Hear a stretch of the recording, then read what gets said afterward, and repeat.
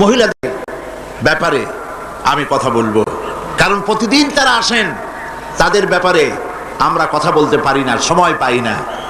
মা বোনদের ব্যাপারে ইসলাম কি বলে এটা আমাদের জানা দরকার।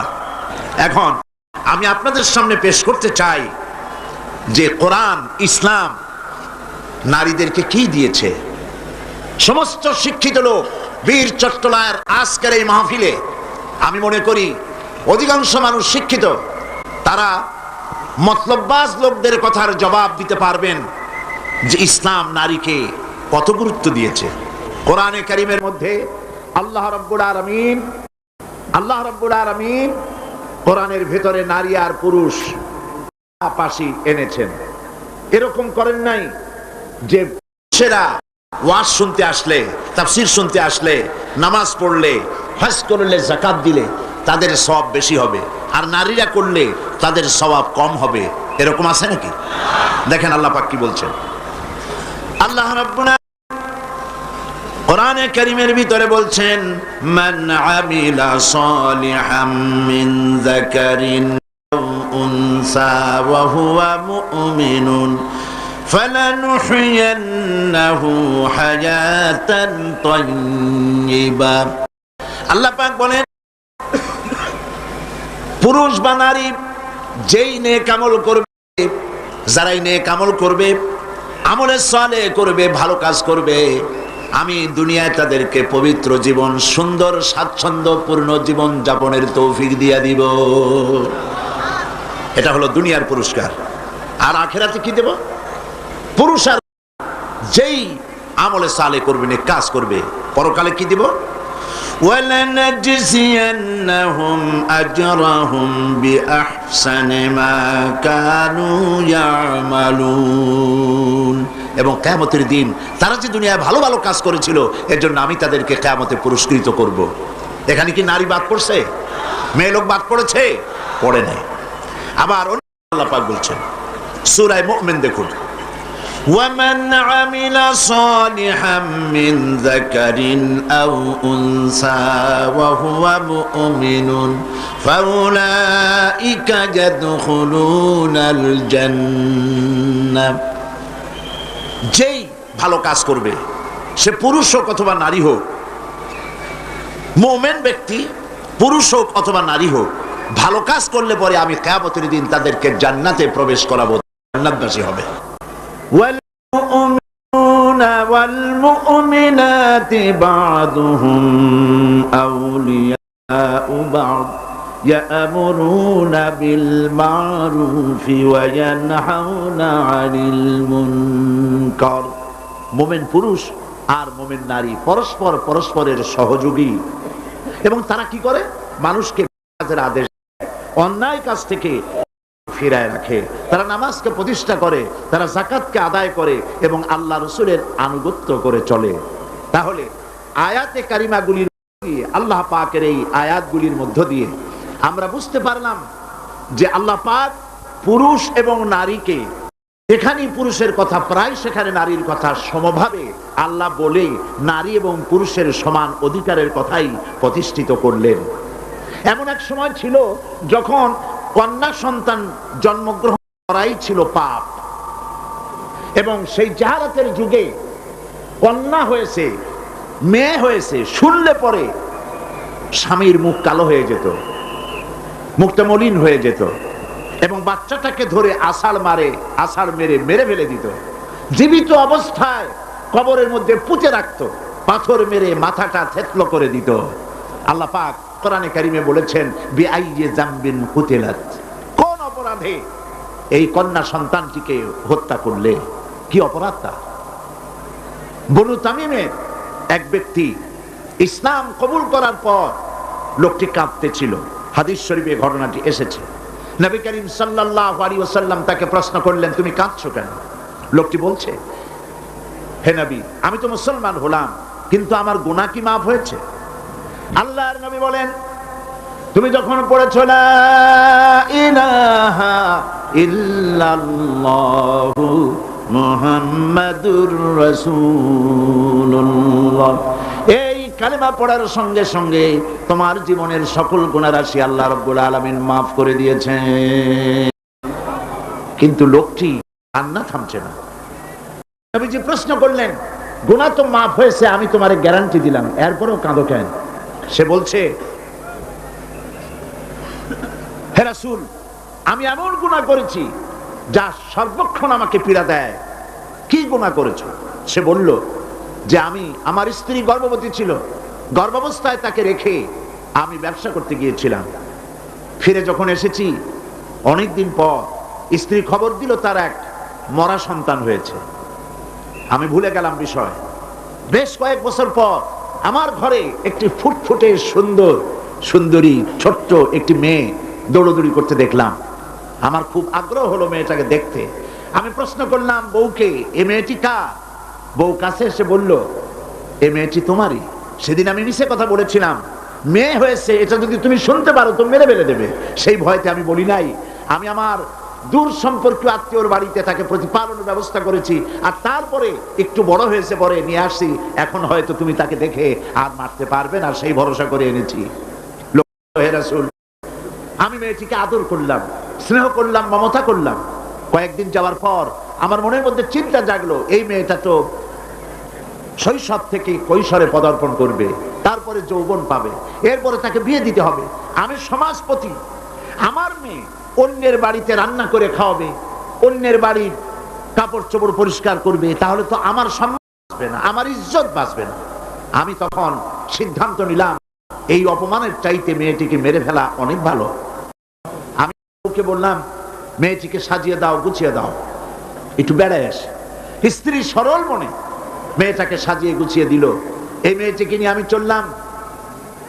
কিছু দূর দৌড়ে যায় আমার সামনে, আবার পেছনে আমার কাছে আব্বা আব্বা বলে ছুটে আসে, আবার পেছনে পড়ে, আবার আব্বা আব্বা করে দৌড়ে এসে আমাকে জড়িয়ে ধরে। এভাবে যেতে যেতে এক নির্জন এলাকায় গিয়ে, এক পাহাড়ি এলাকায় গিয়ে আমার চাদরের ভেতর থেকে মাটি খোঁড়ার যন্ত্র বের করে মাটি খোঁড়া আরম্ভ করলাম। মেয়ে আমার কাছে বসে বলছে, বাবা তুমি এত কষ্ট করছো কেন?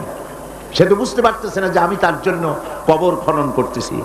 আমি মাটি খুঁড়তেছি, মাটি এসে আমার জামায় লাগে, দাড়িতে লাগে, আর আমার মেয়ে আমার পাশে বসে আমার দাড়ি থেকে, জামা থেকে ধুলাবালি সরায় দিচ্ছে আর বলছে, বাবা তুমি এত কষ্ট করছো কেন?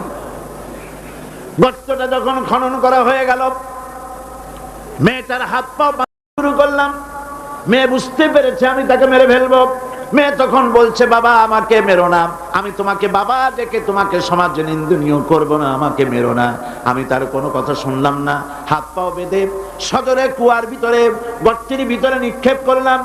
মেয়েটি আমার চিৎকার মেরে বলতেছে, বাবা আমাকে মেরো না, আমি তোমাকে বাবা বলে শরম দিব না।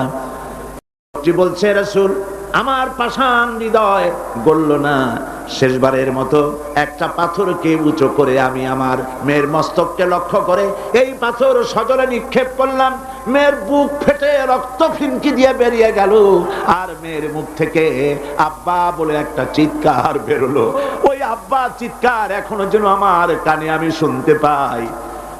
শরীফে এসেছে, নবীজি কাহিনী শুনতেছিলেন, আর নবীজির রহমতের নবীর চোখ দিয়া পানি পড়ে দাড়ি ভিজে ভিজে পড়ছিল। এমন সময় ছিল যখন নারীদের কোনো সম্মান ছিল না, ইজ্জত ছিল না। নারীর সম্মান কে দিল? আল্লাহ দিলেন। বলেন কে দিলেন? আজকে আমাদের জানতে হবে ইসলাম কি দিল আর পাশ্চাত্য কি দিল। নারী, ইসলাম যা দিয়েছে নারীকে, পুরুষকে নারীকে ইসলাম যে সমান অধিকার দিয়েছে পৃথিবীতে কেউ তা দিতে পারে না। নারীর জীবনে তিনটা ভাগ করা যায়, নারীর জীবনকে তিনটা ভাগ করা যায়। প্রথমে সে কন্যা হিসেবে পৃথিবীতে আসে, এরপরে এই কন্যাটি কিশোরী হয়, তারপরে যৌবন পায়, এরপরে একদিন বিয়ে হয়ে যায়, তখন সে স্ত্রী হয়, বধূ হয়। তো প্রথম স্তর হচ্ছে, প্রথম অধ্যায় নারীর জীবনের প্রথম অধ্যায় সে কন্যা, দ্বিতীয় অধ্যায় সে বধূ, তৃতীয় অধ্যায় সে মাতা হয়ে যায়।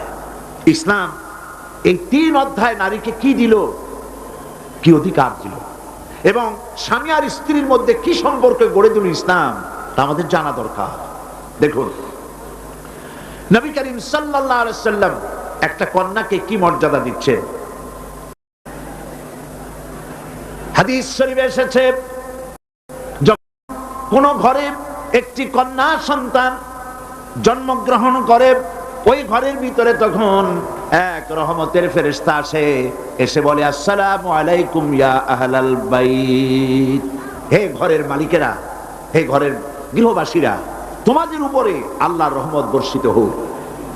ফেরেশতা চলে যায় কন্যাটির কাছে, ওই নবজাত কন্যার কাছে গিয়ে নূরের তৈরি পর দিয়ে এই কন্যার মাথা বুলায় আর বলতে থাকে, এই কন্যাটিকে যে যত্ন করবে, আদর করবে, আদর শিখাবে, সাহায্য করবে, আল্লাহর সাহায্য কিয়ামত পর্যন্ত তার সাথে অব্যাহত থাকবে।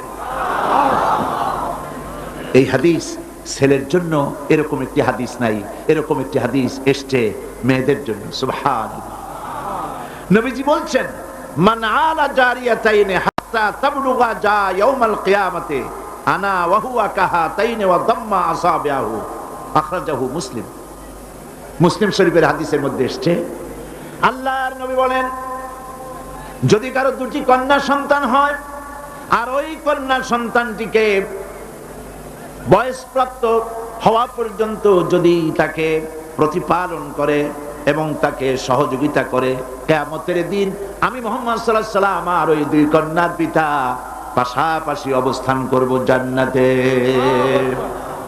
এই কথা ছেলেদের ব্যাপারে বলা হয় নাই, কাদের ব্যাপারে বলা হয়েছে? মেয়েদের ব্যাপারে।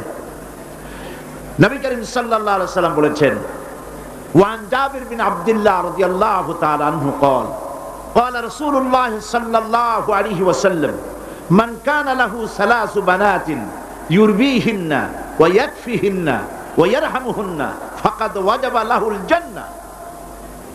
নবীজি বলেন, তিন কন্যার পিতা যদি কেউ হয় আর ওই তিনটি কন্যাকে যদি কেউ স্নেহ করে, আদর করে, আদব শিখায়, দ্বীন শিখায় আর এবং সৎপাত্রস্থ করতে পারে, নবীজি বলছেন ওই পিতার জন্য কিয়ামতের দিন আল্লাহ পাক জান্নাত ওয়াজিব করে দিবেন, জান্নাত তার জন্য ওয়াজিব হয়ে যাবে। করিম সাল্লাল্লাহু আলাইহি ওয়াসাল্লাম বলেছেন, লা তাকরিহুল বানাত ফা ইন্নী আবুল বানাত। রাসূলুল্লাহ সাল্লাল্লাহু আলাইহি ওয়াসাল্লাম, কন্যাদের ঘৃণা করো না, কারণ আমি মুহাম্মদ সাল্লাল্লাহু আলাইহি ওয়াসাল্লাম কন্যাদের পিতা। সুবহানাল্লাহ। যারা কন্যা সন্তান হলে পরে মুখ কালো করেন, অনেক পুরুষ আছে যখন স্ত্রী গর্ভবতী হয় বন্ধুদের কাছে খবর দেয়, আল্লাহ আমার সন্তান দিবেন, দোয়া করো। তারপরে যখন খবর পাওয়া গেল ডেলিভারি করেছে একটা মেয়ে, মুখটা মলিন হয়ে যায়। বন্ধুরা জিজ্ঞেস করলো, কই সন্তান হবে বললে, কতদিন চলে গেল, কোনো খবর টবর যে দিলে না।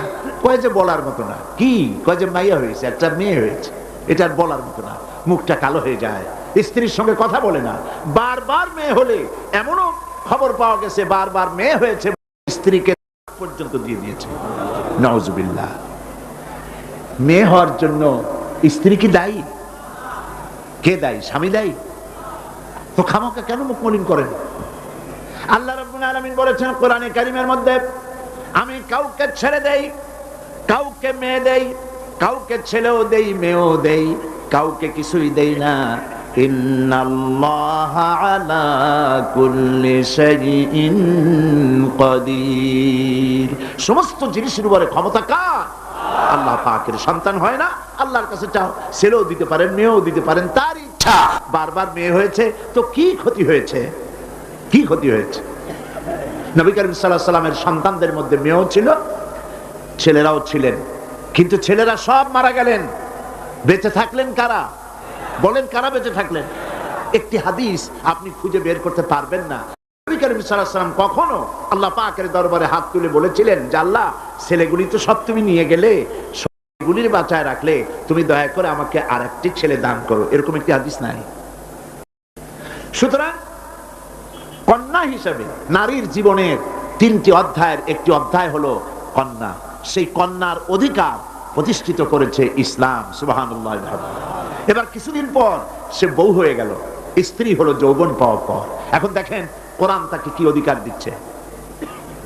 আল্লাহ রাব্বুল আলামিন বলেন, ومن آياته أن خلق لكم من أنفسكم أزواجا لتسكنوا إليها وجعل بينكم مودة ورحمة আল্লাহ পাকের অসংখ্য নিদর্শনের ভিতরে এটি একটি নিদর্শন যে তোমাদের থেকে আল্লাহ পাক তোমাদের জোড়া সৃষ্টি করেছেন এবং তোমাদের ভালোবাসা আর সহৃদয়তার সৃষ্টি করেছেন। ভালোবাসা কে সৃষ্টি করলেন? মেয়ে ঢাকা, বিয়ে করেছে চট্টগ্রামের ছেলে। দুজনের চাল চলন ভিন্ন, ভাষাও। ঢাকার মেয়ে বলে কোথায় যাবেন, চট্টগ্রামের ছেলে বলে ঘটে যাবে। দেখছেন অবস্থা? ঢাকার মেয়ে বলছে পাশে বসেন, আর চট্টগ্রামের বলছে এন্দি বইউন। ভাষায় বেশ কম না? ভাষায় বেশ কম, চাল চলনে বেশ কম, খাওয়ায় বেশ কম, রুচিতে বেশ কম। মারামারি হওয়ার কথা ছিল প্রত্যেক দিন। আল্লাহ পাক বলেন আমি ভালোবাসার সৃষ্টি করেছি দুজনের মধ্যে। সুবহানাল্লাহ, আমি ভালোবাসার সৃষ্টি করেছি। জাআলা বাইনাকুম মাওয়াদ্দা, পরস্পর পরস্পরের জন্য আকর্ষণ সৃষ্টি করেছি। ওয়া রাহমা, আর সহৃদয়তা করুণার সৃষ্টি করেছি। যখন বার্ধক্যে পৌঁছে যায় স্বামী আর স্ত্রী, তখন উভয়ের মধ্যে করুণার সৃষ্টি করে দেই। সুবহানাল্লাহ বলবেন না? তো তোমার থেকে তোমার জোড়া সৃষ্টি করা হয়েছে, এখন এই স্ত্রীর প্রতি সদ্ব্যবহার করো। ওয়ালাহুন্না মিথলুল্লাযী আলাইহিন্না বিল মা'রুফ। আল্লাহ পাক বলেন সদ্ব্যবহার পাওয়ার ওই পরিমাণ অধিকার নারীদের উপরে তোমার আছে যতখানি অধিকার নারীদের উপর পুরুষের আছে। সদ্ব্যবহার শুধু তার কাছেই আশা করো না, সেও তোমার কাছে যে সদ্ব্যবহার আশা করে সেটাও তুমি তাকে দিতে শেখো। হুন্না লিবাসুন লাকুম ওয়া আনতুম লিবাসুন লাহুন্না। ইসলাম কোথায় নিয়ে গেছে, সম্পর্ক কত বাড়িয়ে দিল। হুন্না লিবাসুন লাকুম ওয়া আনতুম লিবাসুন লাহুন্না। তোমরা স্ত্রী তোমার ভূষণ স্বরূপ, আর তুমি তোমার স্ত্রীর ভূষণ স্বরূপ। ভূষণ মানে কি? পোশাক। পোশাকের কথা কেন বলা হলো? এই জন্য বলা হয়েছে পোশাক মানুষের কয়েকটা উপকার করে, শুধু শীত আর গরম নিবারণ করে না। পোশাক মানুষের আয়েব ঢেকে রাখে, পোশাক মানুষের সম্মান, তার লজ্জা ঢেকে রাখে। এই একের সাথে অপরের পোশাকের দৃষ্টান্ত আল্লাহ পাক দিলেন। এর অর্থ হচ্ছে পরস্পর পরস্পরের আয়েবকে ঢেকে রাখবে। একজন আরেকজনের আয়েবকে মানুষের সামনে পেশ করবে না, একজন আরেকজনকে শরম দিবে না, পরস্পরের সাথে মিলেমিশে থাকবে, একথা আল্লাহ পাক বললেন। ওয়াশিরুহুন্না বিল মারুফ, আর তোমরা স্ত্রীদের সাথে সদ্ব্যবহার করো। কে বলছেন? আল্লাহ পাক বলছেন। স্ত্রীদের ভিতরে সদ্ব্যবহার স্ত্রীদের সাথে কিভাবে করতে হবে, সব ব্যাপারে রাসূলুল্লাহ হচ্ছেন আদর্শ। লাকাদ কানা লাকুম ফি রাসূলিল্লাহি উসওয়াতুন হাসানা। সমস্ত ব্যাপারে তোমাদের জন্য মহত্তম আদর্শ হলেন নবী করিম সাল্লাল্লাহু আলাইহি ওয়াসাল্লাম। হুজুর সাল্লাল্লাহু আলাইহি ওয়াসাল্লাম বলেছেন তোমাদের মধ্যে উত্তম সেই যে ব্যক্তি তোমাদের স্ত্রীর কাছে উত্তম। আমি আমার স্ত্রীদের কাছে উত্তম ব্যক্তি। সুবহানাল্লাহ বলবেন না? এবার দেখেন নবীজি আদর্শ দেখালেন স্বামী স্ত্রীর সঙ্গে সম্পর্কটা কেমন হবে। হযরতে খাদিজা রাদিয়াল্লাহু তাআলা আনহা আর নবীজির ভিতরে কেমন মহব্বত ছিল, কেমন আকর্ষণ ছিল। তিনি যখন হযরত খাদিজাকে বললেন, খাদিজা আল্লাহ আমাকে নবী বানিয়েছেন, আমার উপর ঈমান আনো, এক আল্লাহর উপরে ঈমান আনো। হযরতে খাদিজা এক মুহূর্ত, একটি চোখের পলক তিনি দেরি করেন নাই। যখনই নবীজি তাকে ঈমান আনতে বলেছেন, হযরত খাদিজা পড়েছেন লা ইলাহা ইল্লাল্লাহু মুহাম্মাদুর রাসূলুল্লাহ। নবী করিম সাল্লাল্লাহু আলাইহি ওয়াসাল্লাম বলেছেন আকাশের নিচে জমিনের উপরে খাদিজার মতো উত্তম মহিলা পৃথিবীতে আর নাই। আল্লাহ পাক তাকে দিয়েছেন। আল্লাহ পাক নিজে হযরতে খাদিজাকে সালাম জানিয়েছেন। সুবহানাল্লাহ বলবেন? হেরা পাহাড়ে হযরতে জিবরাইল আলাইহিস সালাম নবীজির সঙ্গে কথা বলছেন, ওহী নিয়ে এসেছেন। কিছুক্ষণ পরে হযরতে জিবরাইল বলেন ইয়া রাসূলুল্লাহ, আমি দেখতে পাচ্ছি খাদিজা আপনার জন্য খানা নিয়ে আসতেছেন। খাদিজা যখন আপনার কাছে পৌঁছে যাবে, আপনি খাদিজাকে বলবেন, আল্লাহ রাব্বুল আলামিন আজ আমি আসার সময় আমার মাধ্যমে খাদিজাকে সালাম জানিয়েছেন। হযরতে খাদিজা যখন নবীজির কাছে পৌঁছে গেছেন, আল্লাহর নবী বলেন, খাদিজা তোমার জন্য আজকে একটি সুসংবাদ আছে। তিনি বললেন, আমার জন্য কি খবর, কি সুসংবাদ? হযরতে রাসূল বলছেন, খাদিজা শোনো, এইমাত্র জিবরাইল আমার কাছে চলে গেলেন, আর জিবরাইল বলে গেলেন আল্লাহ রাব্বুল আলামিন তোমাকে সালাম জানিয়েছেন। হযরত খাদিজা ডুকরে কেঁদে উঠলেন। তিনি বললেন, ইয়া রাসূলুল্লাহ, আমার মানব জন্ম সার্থক হয়ে গেছে, আল্লাহ আমারে সালাম জানাইছেন, এর চাইতে সৌভাগ্য আমার জীবনে আর কিছুই নাই। তবে নবীজি, আল্লাহর সালামের জবাব কেমনে দিতে হয় আমি জানি না, আপনি দয়া করে আমার পক্ষ থেকে আল্লাহর সালাম যেমনে দিলে আল্লাহ খুশি হয় তেমনি আপনি দিয়া দিবেন। কি মহব্বত স্বামী আর স্ত্রীর ভিতরে ছিল। হযরতে খাদিজা হযরতে রাসূল করিম সাল্লাল্লাহু আলাইহি ওয়াসাল্লাম, নবী করিম সাল্লাল্লাহু আলাইহি ওয়াসাল্লামের ঘরে হযরত খাদিজা যতদিন ছিলেন আরেকটি বিবাহ তিনি করেননি। হযরত আয়েশা বলছেন, নবীজি আমার কাছে ঘুমানো ছিলেন, গভীর রাত্রে আমার ঘুম ভেঙে গেল। আমি চিন্তা করলাম নবীজি কোথায় গেলেন, মনে করলাম অন্য কোনো স্ত্রীর ঘরে গেছে নাকি। আমি খুঁজতে লাগলাম, কোনো ঘরে পাওয়া গেল না। খুঁজতে খুঁজতে অবশেষে আমি নবীজিকে পেলাম রিয়াদুল জান্নাতের ভেতরে, মসজিদে নববীর জান্নাতের টুকরার ভেতরে বসে নবীজি মোনাজাত করতেছেন। আমিও পিছনে আল্লাহর দরবারে হাত তুললাম। নবীজি বলতেছিলেন, রব্বুল আলামিন কঠিন ওই হাসরের ময়দানে মা তার সন্তান ভুলে যাবে, তার সন্তান ভুলে যাবে, স্বামী তার স্ত্রীকে হারায় ফেলবে, স্ত্রী তার স্বামীকে চিনবে না। ওই কঠিন হাসরের ময়দানে তাআলা আমি যেন আমার খাদিজারে হারায় না যাই। মোনাজাত শেষ হওয়ার পর হযরত আয়েশা বলেন, ইয়া রাসূলুল্লাহ, খাদিজা এই বুড়ির কথা এখনো কেন আপনার মনে পড়ে? খাদিজার পরে কুমারী মেয়েও তো আপনি বিয়ে করেছেন, খাদিজার কেন বুড়ির কথা ভুলতে পারেন না? নবীজি বলেন, আয়েশা রে, খাদিজার সম্পর্কে এরকম কথা আর তুমি বলবে না। তোমরা জানো না, তোমরা সবাই আমার সুদিনের স্ত্রী, আর খাদিজা আমার এমন সময়ের স্ত্রী যখন এই মক্কা নগরীতে মুহাম্মদ সাল্লাল্লাহু আলাইহি ওয়াসাল্লামের পাও রাখার জায়গা ছিল না। হযরত আয়েশা বললেন, ইয়া রাসূলুল্লাহ, আমি ক্ষমা চাই, আমাকে মাফ করে দিন। আমি খাদিজার সম্পর্কে এমন কথা আর উচ্চারণ করব না, তবে খাদিজার সম্পর্কে আমার কিছু কথা শোনান। হযরতে নবীজি বলেন, আয়েশা রে শোনো, আমার সঙ্গে বিবাহের পর খাদিজার ধন সম্পত্তি যা ছিল আল্লাহর রাস্তায় সব উজাড় করে দিয়েছে। কতদিন না কেউ থেকেছে, একদিনের জন্য বলে নাই আপনার সাথে বিয়ে হয়েছে বলে আজ আমি না খাইয়া আসি। সারাদিন সারা রাত দাওয়াতের কাজ করে আমি যখনই দরজার কাছে ফিরেছি, যত রাত হোক না কেন, একবার বলেছি খাদিজা, অমনি দরজা খুলে গেছে। আমি প্রশ্ন করেছি, খাদিজা, যত রাত্রে আসলাম একদিনও দুইটা ডাক দেওয়া লাগলো না, তুমি কি ঘুমাও না?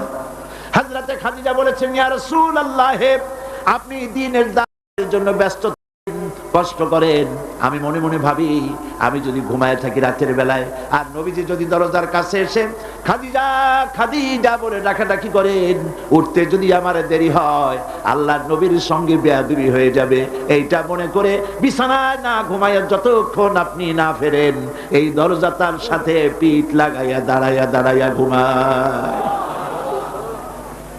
হযরত আয়েশা বলেছেন, আমাদের ঘরে রান্না বান্না তেমন হতো না, আমাদের ঘরে তেমন গোশত খাওয়ার সুযোগ আমাদের কিসমতে তেমন হতো না।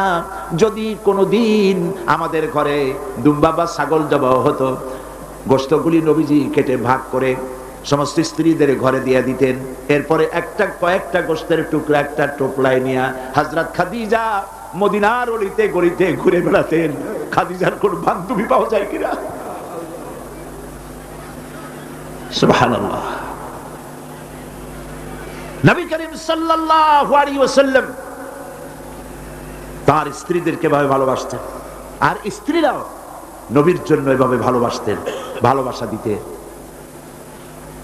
স্ত্রী অধিকার ইসলাম দিয়েছে, আর কেউ দিতে পারে নাই। আর এই স্ত্রীদের মধ্যে সব থেকে উত্তম স্ত্রীকে নবীজি বলেছেন, আদ-দুনিয়া কুল্লুহা মাতাউন ওয়া খায়রুল মাতাইদ দুনিয়া ইমরাতুস সালিহা।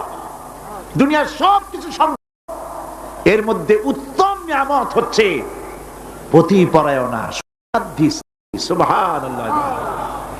হুজুর বলেছেন, তিনটি জিনিস আমি পছন্দ করি, তিনটি জিনিস আমার প্রিয়। একটি হলো নামাজ, একটি হলো সুগন্ধ, আর একটি হলো স্ত্রী। সুবহানাল্লাহ। এই স্ত্রীকে সমান অধিকার দিয়েছে নবীজি। আল্লাহর ইসলাম সমান অধিকার দিয়েছে। নারীর অর্থনৈতিক অধিকার প্রতিষ্ঠিত করেছে ইসলাম, তাকে অর্থনৈতিক অধিকার দিয়েছে, মহারানার ব্যবস্থা করেছে। কোরআন বলছে, ফাতুহুন্না উজুরাহুন্না ফারিদা, ফরজ রূপী দায়িত্ব হিসাবে স্ত্রীর মহারানার টাকা আদায় করে দাও। বহু মুসলমান আছে মহারানার টাকা আদায় করে না, বরং আজকাল তো নতুন সিস্টেম চালু হয়েছে মানুষকে শোনাবার জন্য। বিবাহের মজলিসে বলা হয়, অমুকের মেয়ে অমুকের ছেলে বিয়ের মহারানা কত? 5,55,555 পয়সা। সামনে একটা টাকা বা পয়সা জিরো থাকতে পারবে না, একটা নিয়ম নীতি করে নিচ্ছে। এই টাকাগুলি মহারানার টাকা সঠিকভাবে আদায় করা হয় না অনেক ক্ষেত্রে, একথা ঠিক কিনা? বরং উল্টো করে মহারানা আদায় করা হয় মেয়ে পক্ষের কাছ থেকে, কন্যা পক্ষের কাছ থেকে। এইটাকে কি বলা হয়? এটাকে কি বলা হয়? এটা হলো যৌতুক নামের কৌতুক। মেয়ে পক্ষের কাছ থেকে টাকা আদায় করা।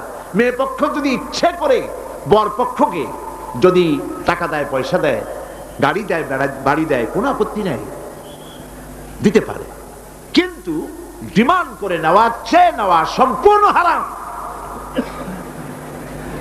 কন্যার পিতার মাতা 12 বছর, 18 বছর, 20 বছর, 25 বছর লালন পালন করে কলিজার টুকরা সন্তানটাই তো দিয়ে দিল।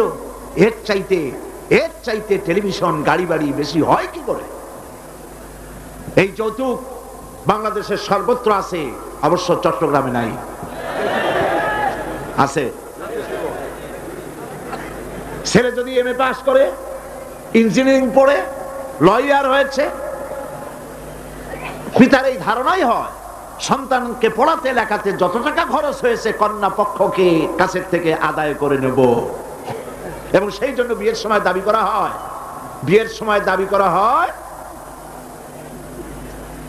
50 লক্ষ টাকা দিতে হবে, গুলশানে 3টা বাড়ি দিতে হবে, মঙ্গল গ্রহে অফিস বানায় দিতে হবে। আপনার ছেলে এমএ পাস করেছে, লয়ার হয়েছে, ব্যারিস্টার হয়েছে, তো কি হয়েছে? আপনি কেন নির্যাতন করবেন কন্যা পক্ষকে? জায়েজ নাই, হারাম। শূকরের মাংস যেমন হারাম, কন্যার কাছ থেকে জবরদস্তি করে চেয়ে ডিমান্ড করে যৌতুক আদায় করা ওরকমই হারাম। এই কাজটি কি আপনারা করবেন? এই কাজটি কি করবেন? বিবাহ করবে, বিবাহ করাবেন ছেলেকে ভালোবাসা দিয়ে, টাকা দিয়ে, পয়সা দিয়ে বিবাহ করায়া মেয়ে একটা ঘরে নিয়ে আসবেন, কন্যা পক্ষের উপরে চাপ সৃষ্টি করবেন না। তো নারীকে মহারানা দেওয়ার ব্যবস্থা ইসলাম করেছে। কে ব্যবস্থা করেছে বলেন? ইসলাম করেছে। এবার আরো দেখুন আল্লাহ পাক কি বলছে, وَإِذَا أَتَيْتُمْ إِحْدَاهُنَّ قِنْطَارًا فَلَا تَأْخُذُوا مِنْهُ شَيْئًا। তো যে তোমরা নারীদেরকে স্তূপ পরিমাণ অর্থ করি যদি দান করো, তাহলে সামান্য তার থেকে ফেরত নিও না। চান মহিলাদের কাছে, নারীদের কাছে কিছু পুঁজি থাকুক, টাকা পয়সা থাকুক, আল্লাহ এটা চান। যদি তুমি কিছু দাও, তা যদি স্তূপ আকারেও হয়, তবুও সেগুলিকে ফেরত দিও না। বহু মুসলমান আছে আমাদের সমাজে, হজ করে, নামাজও পড়ে, কপালে দাগও পড়ে গেছে, তার ব্যবসা আছে, ধানি জমিনও আছে, বিবাহের সময় মেয়েকে টাকা কড়ি দিয়ে, ব্যবসা টাকা কড়ি যৌতুক টৌতুক দিয়ে বিদায় করে দেয়। সম্পত্তির ভাগ দেয় না, ব্যবসারও ভাগ দেয় না। আছে না এমন? আছে কিনা? আপনি কন্যাকে ঠকালেন, এর জন্য আল্লাহর কাছে আপনাকে দায়ী হতে হবে। মেয়েদেরকে অর্থনৈতিক অধিকার আল্লাহ এভাবে প্রতিষ্ঠিত করেছেন, সে মহিলাদেরকে অর্থনৈতিক দিক থেকে তাদেরকে নির্যাতন করা যাবে না। এবার মেয়েদেরকে শিক্ষার অধিকার দেওয়া হয়েছে, কোনটা দেওয়া হয়নি? তারা বলছে, ইসলামের দুশমনেরা বলে নারীদেরকে ইসলাম ঠকাইছে। কোথা থেকে ঠকালো? কন্যা হিসেবে মর্যাদা দিল, বধূ হিসেবে মর্যাদা দিল, তারপরে অর্থনৈতিক সুযোগ করে দিল, এবার শিক্ষার অধিকারও প্রতিষ্ঠিত করলো। হযরতে আয়েশা রাদিয়াল্লাহু তাআলা আনহা, তিনি শিক্ষার্থী ছিলেন, হাজার হাজার সাহাবীর উস্তাদ ছিলেন। সুবহানাল্লাহ বলেন। হাদিসের উস্তাদ ছিলেন, তাফসীরের উস্তাদ ছিলেন, ফিকহের উস্তাদ ছিলেন। শিক্ষার অধিকার ইসলাম দিয়েছে নারীকে। নারীরা লেখাপড়া করতে পারবে, কোনো অসুবিধা নেই। এভাবে অধিকার শুধু অর্থনৈতিক নয়, লেখাপড়ার অধিকার দিল। তালাকের একটি অধিকার, এটি একটি গুরুত্বপূর্ণ বিষয়। তালাকের অধিকারটিও শুধুমাত্র পুরুষের না, এই তালাকের অধিকার নারীদেরকেও দেওয়া হয়েছে। কথা বুঝতে পেরেছেন? তালাকের অধিকার, বিবাহ বিচ্ছেদের অধিকার শুধু পুরুষের নয়, নারীকেও দেওয়া হয়েছে। পুরুষ যদি অকর্মণ্য হয়, যদি সে উন্মাদ হয়, জালিম হয়, নপুংসক হয়, তাহলে এই স্ত্রী কোর্টে তা প্রমাণ করে তার স্বামীকে পরিত্যাগ করে ইচ্ছে মতো স্বামী গ্রহণ করতে পারবে। ইসলাম সুযোগ দেয়। তালাক, কথায় কথায় তালাক দেওয়ার একটা রেওয়াজ আমাদের দেশে আছে। বাংলাদেশে যদি আল্লাহ কোনদিন দয়া করে ইসলামী রাষ্ট্র প্রতিষ্ঠিত করে দেন, তাহলে কথায় কথায় তালাক দেওয়ার এই প্রথাকে বন্ধ করে দেওয়া হবে। তরকারিতে লবণ কম হয়েছে, শুটকি মাছে ঝাল হইল কেন, এই সব কথা বলিয়া তালাক দেওয়া যাবে না। আর একসঙ্গে 3 তালাক দেওয়া তো যাবেই না। এক সাহাবী এসে নবী করিম সাল্লাল্লাহু আলাইহি ওয়াসাল্লামের কাছে খবর দিলেন যে একজন তার স্ত্রীকে একসাথে 3 তালাক দিয়েছে। নবী করিম সাল্লাল্লাহু আলাইহি ওয়াসাল্লাম এত গুসা হয়েছিলেন যে বসার থেকে দাঁড়ায় গেলেন। তিনি বললেন, এই লোকটি তো আল্লাহ পাকের কোরআনের সাথে তামসা করেছে। তালাকের আল্লাহর কাছে 2টা হালাল সবচেয়ে জঘন্য। 2টি হালাল সবথেকে জঘন্য। একটা হলো ভিক্ষাবৃত্তি, আর একটা হলো তালাক। যখন তালাক দেওয়া হয় অন্যায় ভাবে, গোসায় আল্লাহর আরশ কাঁপতে থাকে। নাউজুবিল্লাহ বলে। আপনি এভাবে তালাক দিতে পারবেন না। তালাক দেওয়ার নিয়ম হলো, যখন স্ত্রীর সাথে, লক্ষ্য করুন, স্ত্রীর সাথে বনিবনা হচ্ছে না, স্ত্রীর চরিত্র খারাপ, স্ত্রীর দাজ্জাল মার্কা, বনেই না, তো আল্লাহ পাক তখন বলেছেন, উভয় পক্ষের আত্মীয় স্বজন নিয়ে মীমাংসা করার চেষ্টা করো, সালিসি করো।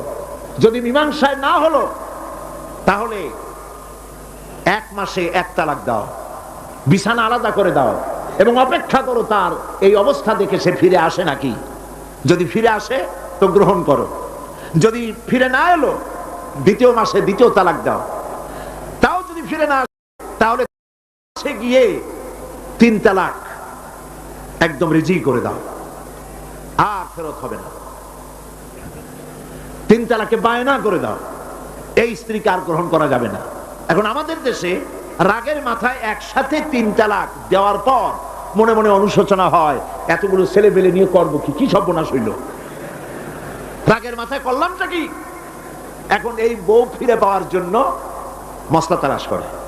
তখন গ্রামের মুন্সি মৌলবী, এই জাতীয় 1 শ্রেণীর লোক আছে যারা কোরআন বোঝে না, হাদিস বোঝে না, তারা হিল্লা নামক একটা ঔষধ বাইর করছে। সেই ঔষধটা কি? তারা বলে যে এই স্ত্রীকে যদি আবার নিতে চাও, তাহলে আরেকটা পুরুষের সঙ্গে বিবাহ দাও, এবং শর্ত করো যে তোমার কাছে দিলাম, 2-3 দিন পর তুমি তালাক দিয়ে দিবা, এরপরে আমরা নিয়ে নেব। তালাকের নিয়তে বিবাহ করা এটা সম্পূর্ণ হারাম, বিবাহ হবে না। তালাকের নিয়তে বিয়ে করলো, বিয়ে হবেই না। তারপরে এই যে ভাড়া করা, একজনের সঙ্গে হিলা করতে দেওয়া, এটাকে হাদিসের ভাষায় বলা হয়েছে ভাড়া করা ষাঁড়। ভাড়া করা ষাঁড়। ইসলামে এই ধরনের কোনো বিধান নাই। সবাই কান খুলে শুনুন, হিল্লা করার যে ব্যবস্থা বাংলাদেশে গ্রামে গঞ্জে আছে, শরীয়তের কোনো অস্তিত্ব নাই। কেউ যদি তার স্ত্রীকে তালাক দেয় আর এই স্ত্রীকে আবার ফেরত নিতে চায়, পর্যন্ত ফেরত দিতে পারবে না। একটা পথ আছে, সেই পথটা হলো এই ইচ্ছে করে কোনো স্বামী গ্রহণ করেন, আর সেই স্বামী যদি ইচ্ছে করে ঘটনাচক্রে তালাক দেয়, অথবা ঘটনাচক্রে সেই স্বামীর যদি মৃত্যু হয়, তাহলেই কেবলমাত্র প্রথম স্বামীর কাছে আসতে পারবে। এছাড়া প্রথম স্বামীর কাছে আসা কিয়ামত পর্যন্ত সম্ভব নয়। এইটা ইসলাম করেছে দৃষ্টান্তমূলক শাস্তি দেওয়ার জন্য। কথায় কথায় তালাক দেবা, বাগুন ভর্তায় মরিচ হইল কেন, এইসব শয়তানি চলবে না। এইটার জন্যই এই বিধান করা হয়েছে। তালাক কখনো রাগের মাথায় এই জঘন্য কাজ কেউ করবেন না। যদি করতেই হয় তাহলে 3 মাসে 3 তালাক হবে, একসাথে 3 তালাক দেওয়া যাবে না। যদি কেউ একসাথে 3 তালাক দিয়ে বসে, তালাক হয়ে যাবে, এটাও মনে রাখবেন। তালাক হয়ে যাবে, তবে আল্লাহ পাক অসন্তুষ্ট হবেন, নারাজ হবেন, গুসায় আল্লাহর আরশ কাঁপতে থাকে। এই কাজটি কখনো করবেন না। আল্লাহ পাক তালাক চান না। আল্লাহ চান স্বামী স্ত্রীর মধ্যে মহব্বত পয়দা হোক। সুবহানাল্লাহ। যদি স্ত্রীর উপর রাগ হয়, কখনো মন খারাপ হয়, আল্লাহ বলছেন ওয়ালা তানসাউল ফাদলা বাইনাকুম, তোমরা পরস্পর পরস্পরের অনুগ্রহকে ভুলে যাও। আজকের একটা ব্যাপারে মন খারাপ হয়েছে, তুমি চিন্তা করো তোমার জীবনের অনেক ক্ষেত্রে এই স্ত্রীর অনেক অবদান আছে, সেগুলিকে মনে করে আজকেরটা মাফ করে দিলেই তো সারে। সুবহানাল্লাহ। আল্লাহ পাক চান না স্বামী স্ত্রীর ভিতরে অসন্তুষ্টি থাকুক এবং তালাক পর্যায়ে চলে যান। একবার নবী করিম সাল্লাল্লাহু আলাইহি ওয়াসাল্লাম বসে আছেন মসজিদে নববীর ভিতরে, মুখ মলিন, সাহাবায়ে কেরাম ভয়তে কথা বলতে পারছেন না। কিছুক্ষণ পর হুজুর হযরত আলী হযরত ফাতেমার ঘরে ঢুকলেন, বেরিয়ে আসলেন হাসি মুখে। তিনি প্রশ্ন করলেন, সাহাবায়ে কেরাম জিজ্ঞেস করলেন, হে রাসূল, একটু আগে আপনার মুখ এত মলিন ছিল, আর এখন আপনি এত হাসি খুশি, আমরা তো তখন কথা বলতে সাহস পাইনি। হুজুর কি হয়েছিল? আল্লাহর নবী বলেন, ওদের মধ্যে মনোমালিন্যের সৃষ্টি হয়েছিল আর আমার মনটা খারাপ হয়ে গিয়েছিল। ওদের, বুঝতে পারছেন তো, হযরত আলী এবং ফাতেমার মধ্যে মনোমালিন্য সৃষ্টি হয়েছিল, আমার মনটা খারাপ হয়ে গিয়েছিল। আমি ভেতরে গেলাম, উভয়ের সঙ্গে কথা বললাম। এখন তারা দুজনের মধ্যে তাদের ভুল বুঝাবুঝির নিরসন হয়েছে, আমার মনটা খুশি হয়ে গেছে। নবীজি বলেন, ফাতেমাকে যে কষ্ট দেয় সে আমাকে কষ্ট দেয়, কারণ ফাতেমা আমার কলিজার টুকরা। স্বামী এবং স্ত্রীর মধ্যে সম্পর্ক ভালো থাকতে হবে, অধিকার সমান, তবে স্বামীর মর্যাদা বেশি। মর্যাদা কার বেশি? স্বামীর মর্যাদা বেশি। তিরমিজি শরীফের হাদিস এসেছে, আল্লাহর নবী একদিন একদিকে যাচ্ছিলেন, জঙ্গল থেকে এক পাহাড়িয়া উট এসে নবীজির কদমের উপরে, নবীজির কদম মোবারকে চুমা দিল, সেজদা করলো। সাহাবায়ে কেরাম বললেন, ইয়া রাসূলুল্লাহ, পাহাড়ের উটের কি সৌভাগ্য, আল্লাহর নবীর পায়ের উপরে চুমা খেয়েছে, সেজদা দিয়েছে, আমাদেরকে অনুমতি দেন, আপনার কদমের উপরে আমরা সেজদা দিয়া ধন্য হই। হুজুর বলেন, শোনো, আমি যদি এই পৃথিবীতে মানুষকে সেজদা করার জন্য যদি পারমিশন দিতাম, তাহলে পৃথিবীর সমস্ত নারীদেরকে বলতাম তারা যেন তাদের স্বামীকে সেজদা দেয়। তাহলে মর্যাদা কার বেশি? স্বামীর মর্যাদা বেশি। অধিকার সমান, মর্যাদা বেশি স্বামীর। আবু দাউদ শরীফের হাদিসে এসেছে, নবীজি বলেছেন, কোন স্ত্রী লোক এমন অবস্থায় যদি মারা যায় যে তার স্বামী তার উপরে সন্তুষ্ট ছিল, আল্লাহ রাব্বুল আলামিন ওই মেয়ে লোকটি জান্নাত দান করে দিবেন। স্বামীর মর্যাদা এখানে বেশি। তাহলে আমরা দেখলাম অধিকারের দিক থেকে যখন নারী ছিল, বধূ ছিল, কন্যা ছিল, বধূ ছিল, সব জায়গায় ইসলাম নারীকে সম্মান বাড়িয়ে দিল। ঠিক কিনা বলে? এবার নারী বিবাহ হওয়ার পর কদিন পরে মা হয়ে গেল, মা হয়ে যাওয়ার পর মর্যাদা কমে গেল না বেড়ে গেল? বলেন, কমলো না বাড়লো? নবীজি বলছেন, আল্লাহর নবীর সামনে একজন সাহাবী এসে প্রশ্ন করলেন, হে আল্লাহর রাসূল, খেদমত করব কার? মান আহাক্কুন নাস বিহুসনি সাহাবাতি? ক্বালা উম্মুক। ক্বালা সুম্মা মান? ক্বালা উম্মুক। ক্বালা সুম্মা মান? ক্বালা উম্মুক। ক্বালা সুম্মা মান? ক্বালা আবুক। আখরাজাহুল বুখারী। বুখারী শরীফের হাদিস। সাহাবী জিজ্ঞেস করছেন, ইয়া রাসূলুল্লাহ, খেদমত করব কার? হুজুর বলেন, তোমার মায়ের। তারপরে কার? তোমার মায়ের। তারপরে কার? তোমার মায়ের। তারপরে কার? তোমার পিতার। বাপের চাইতে মায়ের মর্যাদা কয় গুণ বেড়ে গেল বলেন? 3 গুণ বেড়ে গেল মর্যাদা। আল্লাহর নবী মসজিদে নববীতে বসে আছেন, সাহাবায়ে কেরাম কর্তৃক পরিবেষ্টিত হয়ে। এমন সময় একজন বুড়ি মসজিদে প্রবেশ করেছেন। হুজুর তাকে দেখে দাঁড়ায় গেলেন। কাছে যখন এলেন মহিলা, নবীজি নিজের গায়ের চাদর বিছায়া দিলেন। মহিলা চলে যাওয়ার পর সাহাবায়ে কেরাম প্রশ্ন করলেন, ইয়া রাসূলুল্লাহ, আমরা তো চিনলাম না এই মহিলাকে। একজন মেয়ে লোকের জন্য নবীজি তার গায়ের চাদর বিছায়া দেয়, এত বড় সম্মানী মহিলা আমরা চিনলাম না, তিনি কে? আল্লাহর নবী বললেন, আমার মায়ের দুধ আমার কিসমতে তেমন হয় নাই। যার কোলে কাকে চড়ে, যার বুকের দুধ খাইয়া আমি বড় হয়েছি, এই আমার সেই দুধ মা হযরতে হালিমাতুস সাদিয়া। মায়ের মহব্বত কেমনে করতে হবে? মা যখন হয়ে গেলেন, সম্মান বেড়ে গেল সন্তানের কাছে। একজন সাহাবী এসে কাছে বলছেন, হে রাসূল, আমার মায়ের মেজাজ খুব খারাপ। হাদিস, আমার মায়ের মেজাজ খুব খারাপ। হুজুর প্রশ্ন করলেন, তোমার মা যখন তোমারে গর্ভে রাখছিলেন তখন তো মেজাজ খারাপ ছিল না? তিনি বললেন, হুজুর আমি সত্যি বলছি, মেজাজ খুবই খারাপ। হুজুর বলছেন, তোমাকে যখন তোমার মা ডেলিভারি করেছিল তখন তো মেজাজ খারাপ ছিল না? কয়, না হুজুর, দারুণ খারাপ মেজাজ। হুজুর বললেন, তোমার 2.5 বছর 2 বছর ধরে যখন দুধ খাওয়াইছিল তোমার মা, তখন তো তার মেজাজ খারাপ ছিল না।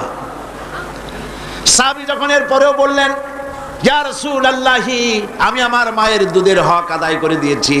হুজুর বললেন, দুধের হক আদায় করেছো তুমি, তোমার মায়ের একটি শব্দের হক তুমি আদায় করতে পারো নাই।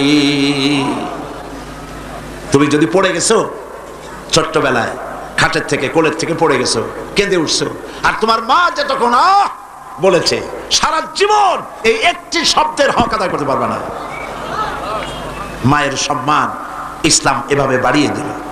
আল্লাহ রাব্বুল আলামিন শিখাই দিলেন, ওয়াকাদা রাব্বুকা আল্লা তা'বুদু ইল্লা ইয়্যাহু ওয়া বিল ওয়ালিদাইনি ইহসানা।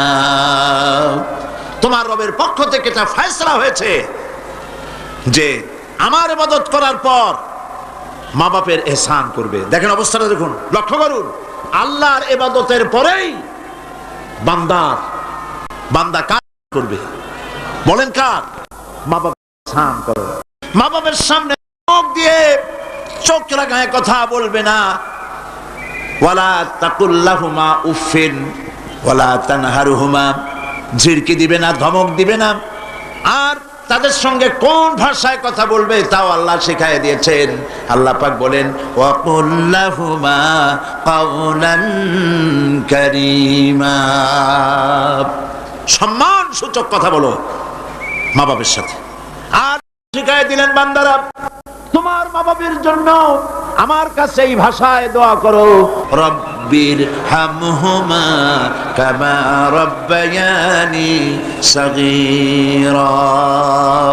আয় আমার রব, আমার মা বাপ ছোটবেলায় আমাকে যেভাবে স্নেহের করে লালন পালন করেছে, আল্লাহ পাক দয়া করে আমাকে, আমার পিতা মাতাকে তোমার রহমতের কোলে লালন পালন করো।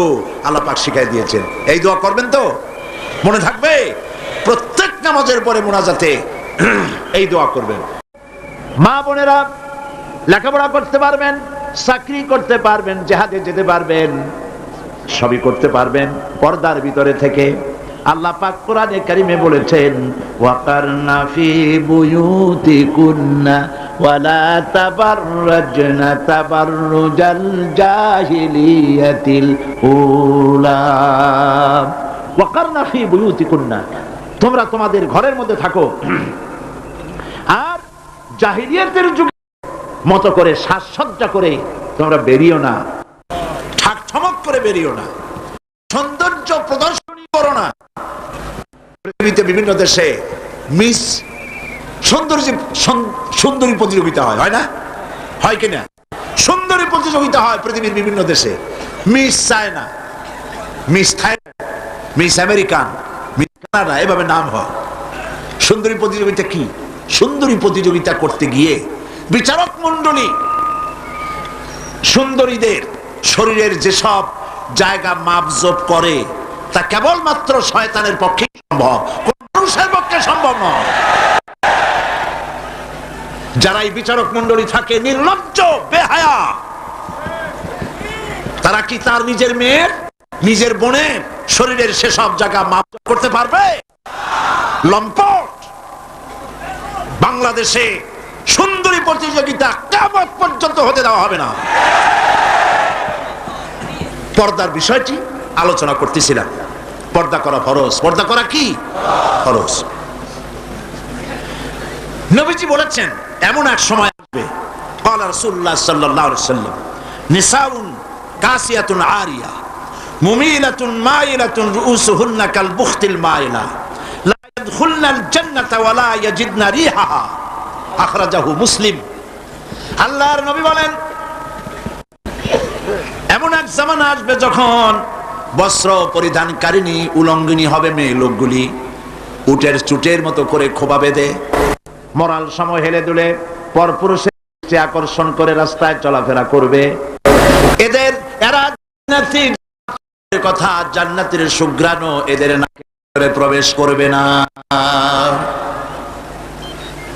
কাসিয়াতুন আরিয়া, বস্ত্র পরিধানকারিণী উলঙ্গিনী। কথা শুনতেছেন আপনারা? বুঝতে পারতেছেন?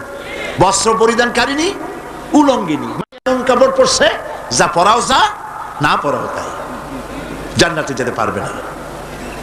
এই জন্য অশালীন পোশাক বাদ দিতে হবে। রাসূলুল্লাহ বলেছেন আরাফাতের ময়দানে, তোমরা যেমন খাবে তোমাদের মেয়েদেরকে, স্ত্রীদেরকে তেমন পরাবে। তোমরা যেমন খাবে তেমন তাদের খাওয়াবে। তোমরা যেমন পরবে তেমন তাদেরকে পরাবে। কেউ কেউ এর অর্থ করেছে যেমন খাবো তেমন খাওয়াবো, এটা তো ঠিক আছে। যেমন পরি তেমন তাদেরই পরাতে হবে। তো পুরুষও প্যান্ট শার্ট পরে, মেয়েদেরকেও প্যান্ট শার্ট পরানো শুরু করছে। নাউজুবিল্লাহ বলে। কিয়ামতের অনেকগুলি আলামত আছে। হযরত আলী রাদিয়াল্লাহু তাআলা হাদিস রওয়ায়াত করেছেন, কিয়ামতের পূর্বে 15টি লক্ষণ প্রকাশ পাবে, তিরমিজি শরীফের হাদিস। তার মধ্যে একটি লক্ষণ হলো এই, মেয়েরা পুরুষের পোশাক পরবে, পুরুষরা মেয়েদের পোশাক পরবে। এটা তো শুরু হয়ে গেছে। শুরু হয়েছে কিনা?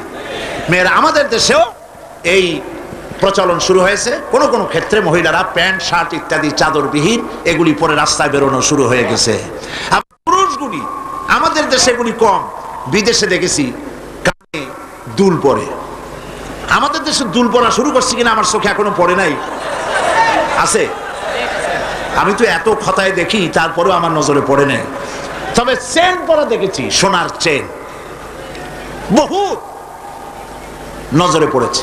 সোনার চেন গলায় পরে পুরুষ মাঘের পৌষের প্রচন্ড শীতে সামনের 3-4টা বোতাম খোলা রাখে, যাতে মানুষে বুঝে উনি একখান কিছু পড়ছেন। হারাম, হারাম। পুরুষের জন্য এক রত্তি স্বর্ণ জায়েজ নাই। কারো যদি থাকে এগুলি খুলে আজই, বউ থাকলে বউরে দাও, না থাকলে বোনেরে দাও, আর না থাকলে কিছু যদি না থাকে বাক্সে উঠায় রাখো, বউ আসলে তারে পরাই দিও, তোমার জন্য হারাম। বিদেশে কানে দুল পরে, নাকে ফুল পরে। আমি অবাক হয়েছি, ঠোঁটে রিং, ঠোঁটে জিহ্বাও রিং পরে। ভাত খায় কেমনে আল্লাহই জানে। শয়তান কারে বলে না, আমার দেশে জিহ্বায় ঠোঁটে রিং আমি দেখিনি। আমি ইউরোপ আমেরিকা দেখেছি, মাথার চুল চতুর্দিক থেকে কেটে মাথার চান্দির উপরে তালপট্টির দ্বীপের মতো বানায় রাখে। আবার দুই দিক থেকে কামাইয়া মাথার উপরে তাল পাতার মতো রঙিন করে চুল খাড়া করে রাখে। আবার পিছনের চুল ছোট ছোট কেটে, ছোট করে কেটে ওইখানে বাড়ির নম্বর, রোড নম্বর, টেলিফোন নম্বর লিখে রাখে। আমি দেখে বলছি, শয়তানে যদি এই সব দেখে, খালি কানবে আর বলবে যে আমি শয়তান হয়েছিলাম কেন। কত মারাত্মক হয়ে গেছে। মানুষ এই শয়তানদের অনুকরণ করে, নাউজুবিল্লাহ বলে। এই জন্য পোশাকের ব্যাপারে মা বোনরা কেমন পোশাক পরবে আল্লাহ পাক কোরআনের মধ্যে বলে দিয়েছেন। ওরা সমান অধিকার দিতে চায়, নারীকে পুরুষ বানায়া পুরুষের সমান অধিকার দিতে চায়, আর ইসলাম নারীকে নারীর মর্যাদায় রেখে পুরুষের সমান অধিকার দিতে চায়। কথাটায় পার্থক্য আছে কি নাই? বুঝতে পেরেছেন কিনা? নারী পোশাক শালীন, মার্জিত। আল্লাহ পাক কোরআন শরীফের মধ্যে বলেছেন, মহিলারা এমন একটা কাপড় পরবে যেই কাপড়টা এমন শাড়ি পরার পর অথবা সালোয়ার কামিজ পরার পর কাপড় চোপড় পরার পর এর উপর একটা চাদর পরবে এমন যেই চাদরটা মাথাটা গলাটা বুকটা ঢেকে যায়, এমন একটি চাদর পরা আল্লাহ পাক ফরজ করে দিয়েছেন প্রত্যেকটি বয়সপ্রাপ্ত নারী পরে। সেই জন্য মা বোনদেরকে তাদের কাপড় চোপড় শালীন হতে হবে। কোরআন শরীফে আল্লাহ পাক বলেছেন ওয়ালা তাকরাবুজ জিনা ইন্নাহু কানা ফাহিশাতান ওয়া সা সাবিলা। জিনা করা তো দূরের কথা, জিনার নিকটবর্তীও হয় না। এখন জিনার নিকটবর্তী কিভাবে হয়? জিনা করা তো দূরের কথা, জিনার কাছেও যাও না। জিনার কাছে যাওয়ার জন্য এগুলি হচ্ছে রুট, অশ্লীল গান, অশ্লীল বাজনা, সৌন্দর্য প্রতিযোগিতা, নারীদের অশালীন অমার্জিত কাপড় চোপড় পরে রাস্তায় বেরোনো, এগুলি জিনা ব্যভিচার পথকে বাড়িয়ে দেয়। বলেন নাউযুবিল্লাহি মিন যালিক। এই জন্য মহিলাদের চাদর পরার কথা বলা হয়েছে, বোরকা পরার কথা বলা হয়েছে, হিজাব এবং নিকাব পরার কথা বলা হয়েছে। মহিলাদের ঘরই হচ্ছে তাদের জন্য জিহাদ। জিহাদের ফজিলত বয়ান করার পর মা বোনেরা জিজ্ঞেস করেছেন, হে রাসূল আমাদের জিহাদের উপায় কি? হুজুর বলেছেন আলাইকুন্না বিল বাইতি ফাইন্নাহুম জিহাদুকুন্না। তুমি ঘরে থাকো, ঘরটাই তোমার জন্য জিহাদ। সন্তান প্রতিপালন করা এটাই তোমার জন্য জিহাদ। নারীরা ব্যবসা করতে পারবে, রাজনীতি করতে পারবে, সমাজনীতি করতে পারবে, সব পারবে, কিন্তু পুরুষের সাথে অবাধ মেলামেশা থেকে নিজেকে অবশ্যই দূরত্ব ব্যবধান রেখে তাকে চলতে হবে। অবাধ মেলামেশাকে ইসলাম হারাম করেছে। আর নারীদের জন্য নবী করিম সাল্লাল্লাহু আলাইহি ওয়াসাল্লাম বলেছেন আল মারআতু ইযা সাল্লাত খামসাহা ওয়া সামাত শাহরাহা ওয়া আতাত বালাহা ওয়া আহসানাত ফারজাহা।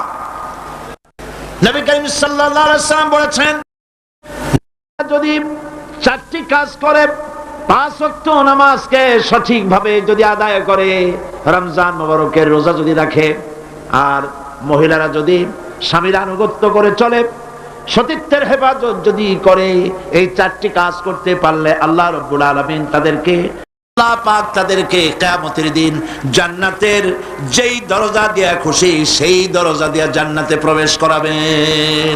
যেটা দিয়ে সে যেতে চায় সেটা দিয়েই সে জান্নাতে যেতে পারবে। মহিলাদের অধিকার এর থেকে আর কি প্রতিষ্ঠিত করা হবে? মহিলাদের জন্য নামাজের ব্যবস্থা করা হয়েছে। মসজিদে নববী যেখানে 1 রাকাত নামাজে 50,000 রাকাতের সওয়াব হয়। মসজিদে হারাম যেখানে 1 রাকাত নামাজ পড়লে পরে 1 লক্ষ রাকাত নামাজ সওয়াব হয়, সেখানে নবী করিম সাল্লাল্লাহু আলাইহি ওয়াসাল্লাম মহিলা নামাজ ব্যবস্থা করেছেন। যারা হজ করতে গেছেন তারা দেখে আসেন, দেখছেন না? জান নাই হজে কেউ? মসজিদে নববীতে নেসা এখন পর্যন্ত মহিলাদের জন্য আলাদা দরওয়াজা রয়েছে, এবং মসজিদে নববীর মূল নামাজের জায়গায় 1/4 মহিলাদের জন্য সংরক্ষিত। লক্ষ লক্ষ মহিলারা একসঙ্গে নামাজ পড়তে পারে। অবাধ মেলামেশা থেকে নিজেদেরকে রক্ষা করে তারা ব্যবসা বাণিজ্য করতে পারবেন। এমনকি তাদেরকে এত অধিকার দেওয়া হয়েছে যে বিবাহের সময় শুধুমাত্র ছেলে চয়েস করে নেবে কন্যাকে, এখানেই শেষ। মেয়েকেও তার স্বামী পছন্দ করার ইখতিয়ার নবী সাল্লাল্লাহু আলাইহি ওয়াসাল্লাম দিয়েছেন। আবু দাউদ শরীফের হাদিসে একজন মহিলা, একজন যুবতী রাসূলের কাছে এসে বলছেন, ইয়া রাসূলুল্লাহ, আমার মা বাপ ছোট্ট অবস্থায় আমাকে বাল্য বিবাহ দিয়েছে। তখন তো বিয়ে বুঝতাম না, এখন ওই স্বামী আমার পছন্দ হয় না, আমি এখন কি করব? লক্ষ্য করুন, আমি এখন কি করব? আল্লাহর নবী বলছেন, তোমার ইখতিয়ার, ইচ্ছে করলে এই বিবাহ তুমি রাখতেও পারো, ইচ্ছে করলে এই বিবাহ তুমি ভঙ্গ করে ইচ্ছে মতো স্বামী গ্রহণ করতে পারো। তাও সুবহানাল্লাহ কবেন না? এবার চিন্তা করুন, এর থেকে নারীর অধিকার কারে বলে? আমাদের দেশে নিয়ম হয়েছে শুধুমাত্র ছেলে মেয়ে দেখতে যাবে, আর সে দেখাটাও অপমানকর রীতিমতো। গিয়েই নাম কি? তো বলবে আমার নাম বিলকিস অথবা আকাশ খাতুন অথবা এই জাতীয়। এখন তো নামগুলি খুব একেবারে বেকায়দা মনেও থাকে, একটা নাম বলে দিল। আচ্ছা দেখি মাথার কাপড় ফালাও, চুল কেমন দেখি, হাঁটো দেখি, দাঁতগুলো বাইর করো। আশ্চর্য কথা, আপনি দাঁত দেখতে গেছেন নাকি গাবতলিতে গরু কিনতে গেছেন নাকি? কি অমর্যাদা কর! জিজ্ঞেস তো করা উচিত, দেখা হওয়ার পর নাম কি, বাপের নাম কি, এরপরে জিজ্ঞেস করা উচিত কোরআন শরীফ কি পড়তে জানেন? তো শুনান একটু কোরআন শরীফ। একতরফা ভাবে দেখা হলো, কোরআন শরীফ তো জিজ্ঞেস করেই না, বরং জিজ্ঞাসা উল্টাটা হয় রবীন্দ্রনাথের সঙ্গীত জানেন কিনা। সময় এখন আগের মতো নাই, এখন পাল্টে গেছে, এখন যুগ অন্য রকম হয়ে গেছে, এখন পাল্টা জিজ্ঞাসাও আসতেছে। জিজ্ঞেস করে আমার নাম তো শুনাইলাম, এবার বলেন আপনার নাম কি? কয় আমার নাম বল্টু মিয়া। একটু দাঁড়ান, কোমর সোজা করেন, হাঁটেন সামনের দিকে, দাঁত বাইর করেন। পছন্দ হইল না, বলবে অ্যাবাউট টার্ন, বাড়ির দিকে ডবল মার্চ। যেমনটি করছিলেন তেমনটি পাবে। ইসলাম অধিকার দিয়েছে উভয়কে দেখে নেবে। বাল্য বিবাহ ইসলাম আদৌ স্বীকৃতি দেয় না, আপনি করতে পারবেন না।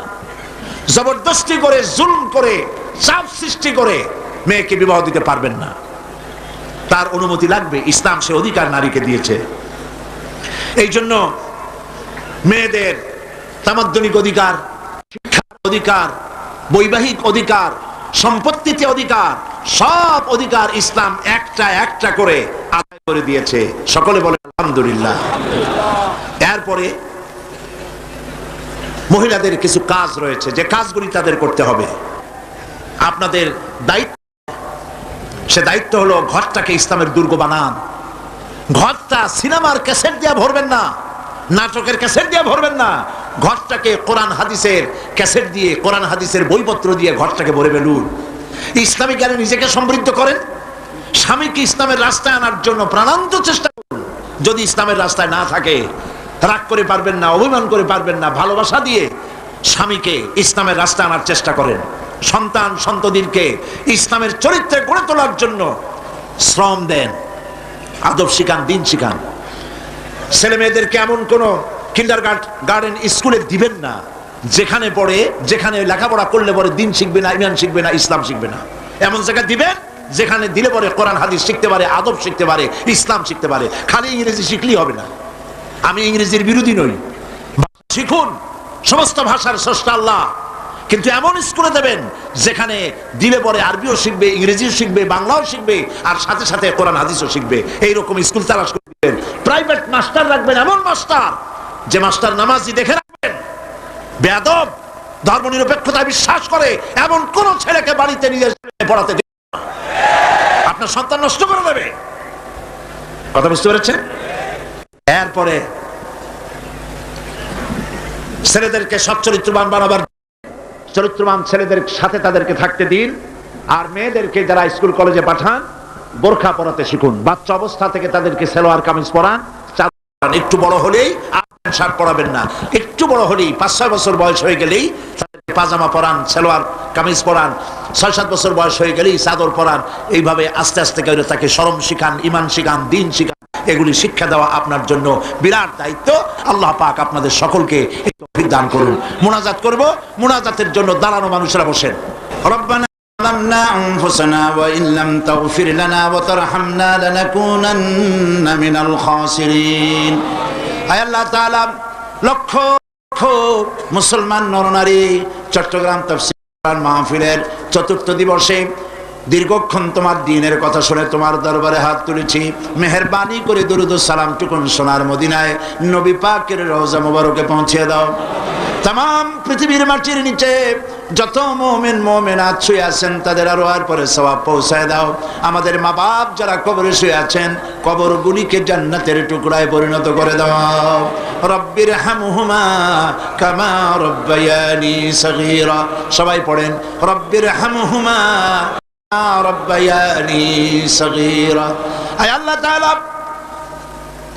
বাংলাদেশের প্রত্যন্ত অঞ্চল থেকে, গোটা চট্টগ্রাম অঞ্চল থেকে, দেশের প্রতিবেশী দেশ থেকে আল্লাহ তাআলা তোমার বান্দারা এসে হাজির হয়েছেন। রব্বুল আলামিন বড় আশা করে এসেছেন, আমাদের প্রত্যেকের জিন্দেগির গুনাহ মাফ করে দাও। রব্বুল আলামিন আমাদের বিবি বাল বাচ্চা যা দান করেছো সবগুলিকে দিনদার ইমানদার বানায়া দাও। রব্বানা تقبل منا إنك أنت السميع العليم وتب علينا إنك أنت التواب الرحيم سبحان ربك رب العزة عما يصفون وسلام على المرسلين والحمد لله رب العالمين واجعل آخر كلمتنا عند الموت لا إله إلا الله محمد رسول الله